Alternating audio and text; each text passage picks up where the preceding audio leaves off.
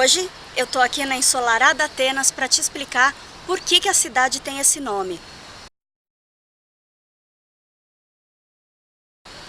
Diz a lenda que o fundador e primeiro rei de Atenas, o rei Cécrope I, foi o juiz de uma competição divina. Acontece que a cidade ainda não havia sido batizada e os deuses lá do Olimpo discutiam quem deveria ser o homenageado.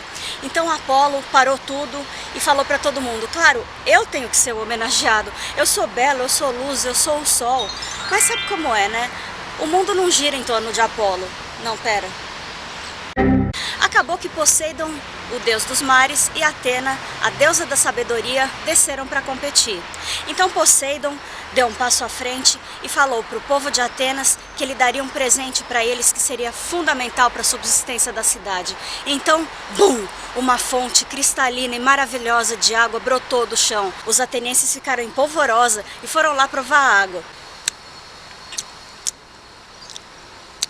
Ô, Poseidon, cara, essa água é salgada?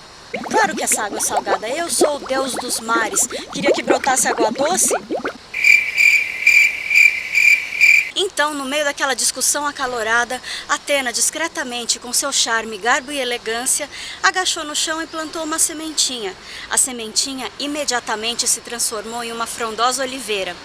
A oliveira poderia proporcionar sombra para os atenienses, afinal aqui é muito sol, madeira para que eles pudessem fazer móveis, por exemplo, azeitona, que é um alimento super nutritivo, e, é claro, o azeite de oliva, que é um dos principais produtos gregos até hoje. Então, os atenienses comemoraram a nova padroeira da cidade e ela passou a se chamar Atenas. O rei Cécrope não foi somente o juiz desse embate divino. Ele também instituiu as leis do matrimônio, da propriedade e novas crenças religiosas na sua cidade-estado, além de ter criado a escrita e os ritos funerários. A Acrópole, como vocês podem ver, é uma fortaleza natural de pedra, mais ou menos como Castle Rock em Edimburgo, como eu falei em um vídeo passado. A civilização que floresceu na Grécia influenciou quase toda a humanidade, e Atenas foi a líder desse movimento durante os séculos IV e V a.C. Mas sinais de habitação na Acrópole começaram bem antes. O templo erguido em homenagem a Atena, o Partenon, não foi somente um símbolo religioso, mas também um importante símbolo político. Mas a Acrópole possui muitos outros prédios sagrados. Vamos lá conhecer? As primeiras evidências de presença humana na Acrópole surgiram por volta de 6000 a.C. O local estratégico na planície, as encostas acentuadas, suas cavernas e fontes naturais eram ideais para que assentamentos se desenvolvessem em segurança e tivessem acesso a vastos recursos. Os reis do principal assentamento da Acrópole dispunham de grande poder político e religioso e governavam como principais sacerdotes e líderes supremos da cidade. Além de Cícrope, Atenas teve outros reis lendários como Erecteu, Pandião, Egeu e Codros. As primeiras tribos gregas chegam do norte e se fundem com os grupos mediterrâneos já estabelecidos. A população aumenta significativamente. Vestígios de casas, fontes, armazéns, fornos, oficinas, túmulos e uma grande variedade de cerâmicas foram encontradas nas escavações de uma vasta área nas encostas da Acrópole. O Palácio Micênico é erguido no local por volta de 1270 a.C., mas destruído ao final da Idade do Bronze. Uma fortificação também é erguida lá. Com a colonização das ilhas do Mar Egeu, o comércio ateniense de cerâmica para uso doméstico e funerário se expande, trazendo muita prosperidade à região. Camponeses dependentes de senhores de terras vivem espalhados em torno da Acrópole, organizados em tribos com crenças e um ancestral em comum. Em 1100 a.C., a civilização micênica entra em colapso, assim como a monarquia.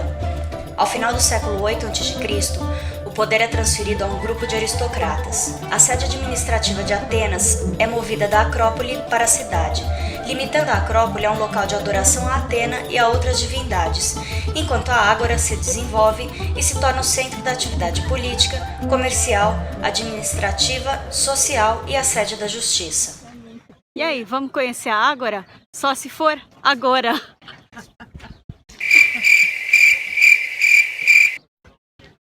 A antiga Ágora de Atenas é uma área plana definida pela rocha sagrada da Acrópole, a colina de Areópago ao sul, e a colina de Colonos Agoraios a oeste. Ela é atravessada por uma das mais importantes estradas antigas, o caminho Panatenaico, que leva à Acrópole a partir do portão principal da cidade, o portão Dipylon. Essa estrada serviu como caminho processual para o grande desfile do Festival Panatenaico, realizado para homenagear a deusa Atena. A ágora foi ocupada sem interrupção em todos os períodos da história da cidade. Extensivas construções ocorreram após os danos causados pelos persas em 480 e pelos romanos em 89 a.C. Após a invasão eslava, em 580 d.C., o local foi abandonado. O período arcaico foi uma era importante para Atenas, com muitas mudanças sociais e políticas. Ao final do século VI a.C., a Acrópole é o centro oficial de adoração da cidade. A criação de 2 templos dedicados a Atena, um deles o Partenon arcaico, e alguns templos menores dedicados a outras formas da deusa ou a outras divindades ou heróis, o Teatro de Dionísio e coloridas estátuas contribuem com a imagem da Acrópole arcaica e manifestam o poder político e a prosperidade da cidade nessa época. O bastião e o portão micênico passam por renovações e um acesso monumental à Acrópole é criado. Ao final do período nasce a democracia e os gregos vencem a Batalha de Maratona, mas a guerra ainda estava longe de acabar e não seria o último e danoso conflito a acontecer em Atenas até o século XIX. Em 490 a.C., um ataque persa deixou a Acrópole completamente destruída. Mas então Péricles, esse aqui... Não, Péricles, o grego! Um general e estadista grego responsável por desenvolver a democracia ateniense. Ele foi o responsável também pelas grandes construções da Acrópole e ajudou a reconstruí-la utilizando as fundações anteriores. Mas as guerras médicas tiveram um saldo positivo: a união dos povos gregos pela primeira vez desde a Guerra de Troia, o que trouxe ótimas consequências políticas, militares e culturais. Neste período, a Acrópole recebe diversas novas obras. Por volta de 467 a.C., a muralha ao sul da Acrópole é erguida. Em 460, ela recebe um dos seus monumentos mais importantes, a colossal estátua de bronze de Atena Promachos. O Partenon e o Erechtheion são construídos. Em 437, a Propylaia, a entrada monumental da Acrópole, começa a ser construída. Ao final do período, Alexandre o Grande dedica no Partenon escudos persas capturados em batalha. Eclode a Guerra Lamíaca. Os macedônios capturam Atenas e a democracia é abolida.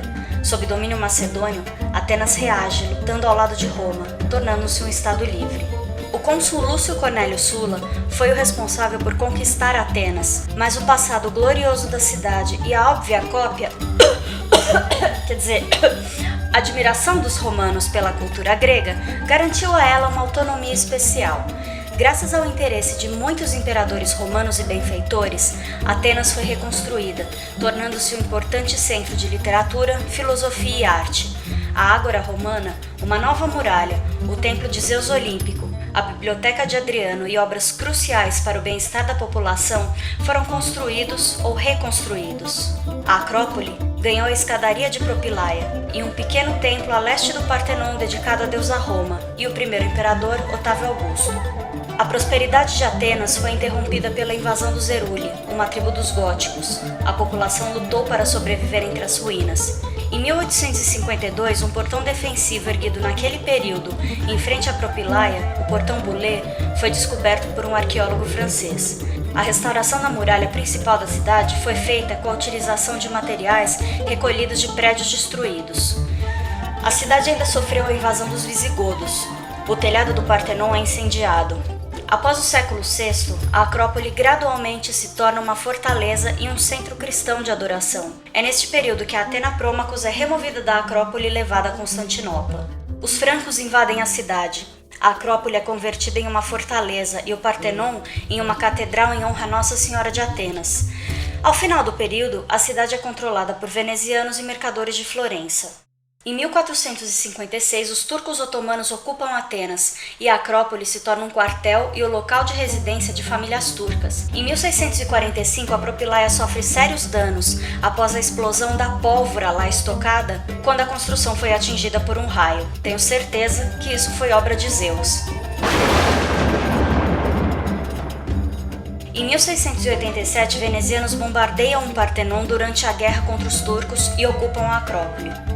A partir do século XIX, muitas peças da Acrópole são transferidas para Londres, e o local sofre grandes danos durante a Guerra da Independência grega.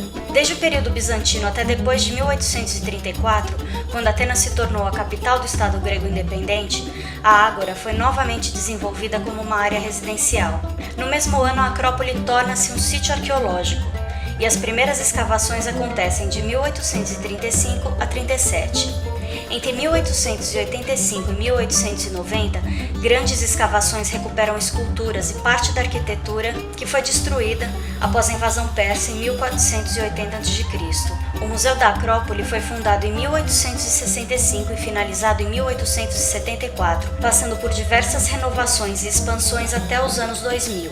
Diversas antiguidades originalmente na Acrópole foram transferidas para o museu por questões de conservação, como os frisos do Partenon, relevos que adornavam as paredes de outros santuários como o de Asclépio, partes do frontão do templo cujo Partenon substituiu e 5 das 6 colunas em forma de donzelas, conhecidas como cariátides, que sustentavam parte do Erechtheion. A arquitetura inovadora do museu oferece a visão das fundações de parte da cidade antiga, escavada logo abaixo dos pés dos visitantes.